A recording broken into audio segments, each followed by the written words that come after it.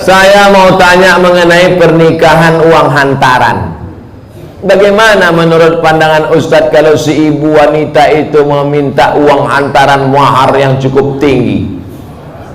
Ada tiga kemungkinan. Pertama, memang mau bertanya masalah hukum. Yang kedua, mau menyindir mak tua dari sini. Yang ketiga, mau menawar. Perempuan yang paling baik aqalluha mahran, yang maharnya paling murah. Wahai ibu-ibu, turunkan harga mahar. Sebetulnya yang menetapkan harga mahar ini wali, ayah. Tapi sekarang banyak ayah yang anggota isti, ikatan suami takut bini. Maka yang berperan sekarang ibu-ibu, matre. Banyak perempuan lebih mau makan di daun daripada makan di pinggan. Oleh sebab itu, turunkan standar ini sedikit. Jangan nanti setelah dihamil barulah na'udzubillah datang dia baik-baik. Idza ja'akum man tardawna dinahu, kalau datang kepadamu orang yang baik akhlaknya, wa khuluquhu baik agamanya, fazawijuhu, nikahkan dia. Illa taf'alu, kalau tak kau lakukan, takun fitnatun fil ardi wa fasadun arif, maka terjadi kerusakan yang amat sangat berat. Tolong jangan sampai anak-anak muda ini besok buat baleho turun ke jalan, turunkan harga mahar, turunkan harga mahar. Ustadz, saya baru tahu kalau pasangan hidup saya LGBT.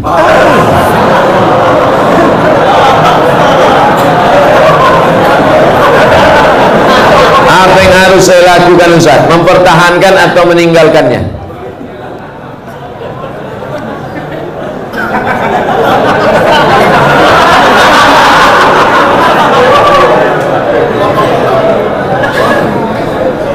Mungkinkah pertemuan itu di luar kuasa Allah Subhanahu wa ta'ala? Tak mungkin. Maka harus dibaca, ada hikmah di balik ini. Hikmah pertama, sebenarnya Allah memilih engkau karena Allah sedang menguji engkau merubah si LGBT ini. Oleh sebab itu, kau ajak dia, bang, ini laki-laki LGBT ini kan, bang, kau berubah bang, berubah. Bisa kau tengok yang laki-laki, kau tengok aja aku. Ajak dia pengajian, bimbing dia ruqyah, bawa dia ke Ustadz Musdar Bustamam LC di ruqyah. Mana tahu dia diganggu jin bencong. Ada. Jangan bapak ibu sangka orang LGBT itu murni karena diri dia diganggu jin. Ada beberapa bencong waktu dibacakan ayat-ayat ruqyah keluar balik jantannya. Oh, apa gitu. Padahal sebelum itu apa? Sehat dia. Nah, segala usaha, pergi ke terapis, pergi ke psikolog, pergi ke ustadz, pergi ke ruqyah. Kalau kau tengok ada perubahan, lanjutkan. Tapi kalau kau tengok nampaknya dia tak berubah, maka kau gugat ke pengadilan, kau cari suami yang bersih dari penyakit LGBT. Tapi lakukan dulu langkah-langkah ini. Tapi kalau dia tak berubah juga, memang tak ada niat dia untuk berubah, memang dia mau bertahan di situ. Kau perempuan lemah, tak sanggup, la yukallifullahu nafsan illa wus'aha, maka kau gugat dia ke pengadilan. Saya gugat dia karena dia LGBT. Tengok sama Pak Hakim, kenapa kau gugat dia? Dia LGBT. Betul kau LGBT? Iya, kata dia. Mudah-mudahan Allah menyelamatkan anak cucu cicit kita dari LGBT. Penyakit LGBT ditulis dalam Al-Quran. Innakum la ta'tuna ar-rijala syahwatan min dunin nisa. Kalian mendatangi laki-laki bersyahwat tak mau pada perempuan. Hukumannya ditulis dalam Quran. Ja'alna 'aliyaha safilaha, kami jadikan yang bawah naik ke atas, yang atas bawah turun ke bawah. Amtarna alaihim bi'ijaratin min sijilin mambun, kami hujani mereka dengan batu dari api neraka. Tak ada azab-azab yang hebat itu sampai ditulis dalam Quran, menunjukkan begitu hebatnya dosa LGBT. Di dunia kena penyakit HIV AIDS. Ada pengakuan seorang dokter ketika diperiksa, macam-macam penyakit yang tak terlintas di pikiran. Orang kena LGBT ini berbisul otaknya. Orang bisul di lutut jadi otak. Oleh sebab itu LGBT tobatlah kalian, tobat. Bertambah lagi musuh.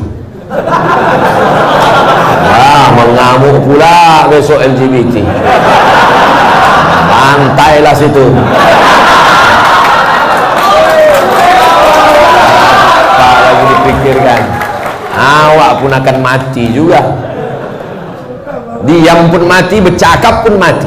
Bagus mati bercakap daripada mati diam. Ustaz, saya mau tanya, mana yang diutamakan, suami apa istri? Mana yang diutamakan, suami antara istri atau saudaranya? Soalnya suami saya selalu ini ada kewajiban. Hai laki-laki, kalian punya 5 kewajiban pada perempuan. Pertama, kasih dia makan. Pagi lontong sayur, siang capcay, malam tahu saya masuk. Pertama, kasih dia makan. Yang kedua, kasih dia pakaian. Karena sekarang banyak laki-laki yang tak mengasihi bininya pakaian. Kalian tengoklah di mall-mall, kain belum berjahit dipakai, celana kuyak dipakai. Yang ketiga, kasih dia tempat tinggal yang layak. Yang keempat, kasih dia pendidikan. Aslinya kalian laki-laki yang mendidik istri kalian. Ini namanya idgham, ini namanya qalqalah, ini namanya ikhfa, ini namanya. Aslinya laki-laki yang mendidik istrinya. Tapi karena tak sanggup, maka diajarkan kepada guru mengaji. Makan, pakaian, tempat tinggal, pendidikan, perhatian. Banyak perempuan sekarang pakai tumit sepatu 15 cm. Itu perempuan yang perlu perhatian, tak diperhatikan dia. Itulah ingin diperhatikan orang. Dipakainya tumit sepatu 15 cm. Dia yang makai, kita yang takut. Nengok dia, jatuh. Kalau sudah kau kasih 5 kewajiban, maka gugurlah kewajiban engkau di hadapan Allah Subhanahu wa ta'ala. Itu standarnya. Lebih dari yang 5 itu berarti engkau sudah adil. Gimana laki-laki? Siap memberikan yang 5 tadi? Dah, soleh-soleh semua itu insyaallah. Kalau adakah dalil yang menjelaskan tentang tahlilan?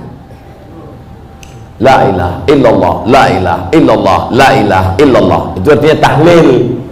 Tasbih, subhanallah. Tahmid, alhamdulillah. Takbir, Allahu akbar. Tahlil, la ilaha illallah. Man halala, siapa yang mengucapkan tahlil, summa ahda sawabahu ilal mayyit, kemudian tahlil itu dihadiahkannya kepada si mayit, orang mati, yantafi'u bihi, pahalanya sampai dan orang mati itu dapat manfaat. Begitu kata Imam Ibnu Taimiyah dalam kitab Majmu' Fatwa Ibnu Taimiyah. Kenapa Ustaz pilih pendapat Ibnu Taimiyah? Karena yang banyak melarang-melarang nih sekarang anak-anak buahnya Ibnu Taimiyah. Paham? Padahal Imam Ibnu Taimiyah dalam Majmu' Fatawa mengatakan siapa yang mengucapkan tahlil dihadiahkannya pahalanya pada yang meninggal sampai.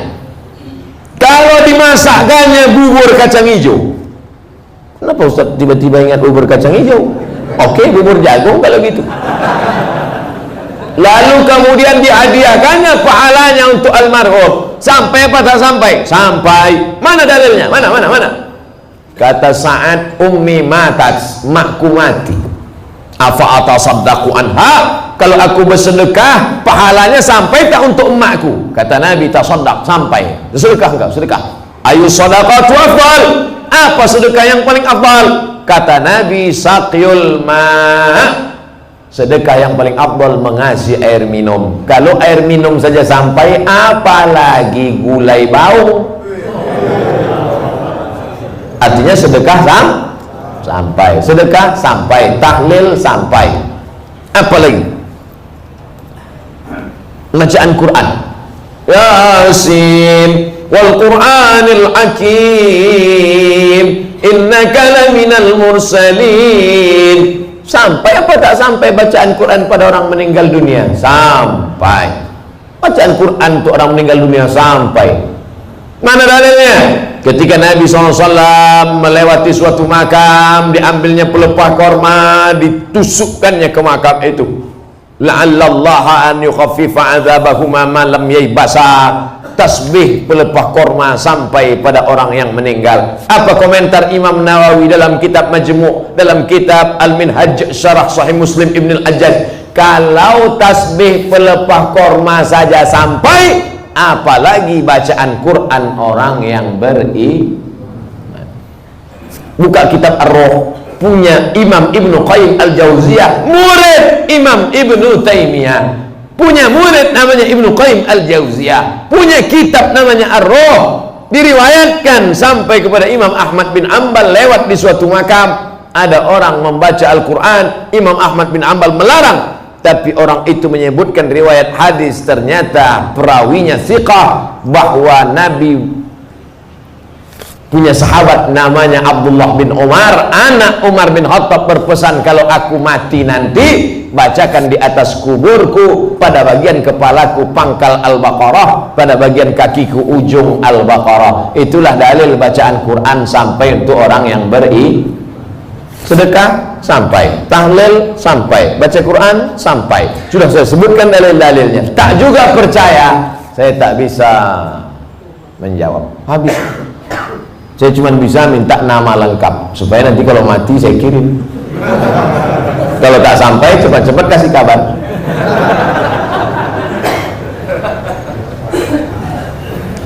Mengazankan anak baru lahir itu apa dalilnya Pak Ustadz? Nabi mengazankan ke telinga Sayyidina Al-Hasan, anak Fatimah radhiyallahu anha, adzanus shalah, bunyinya seperti azan waktu azan salat. Hadisnya disebutkan dalam kitab Sunan At-Tirmidzi. Nama kitab Sunan Tirmidzi, nama lainnya Jami' At-Tirmidzi. Status hadisnya hadisun hasan, hadis paling tinggi sahih, di bawah sahih hasan, tentang mengazankan bayi.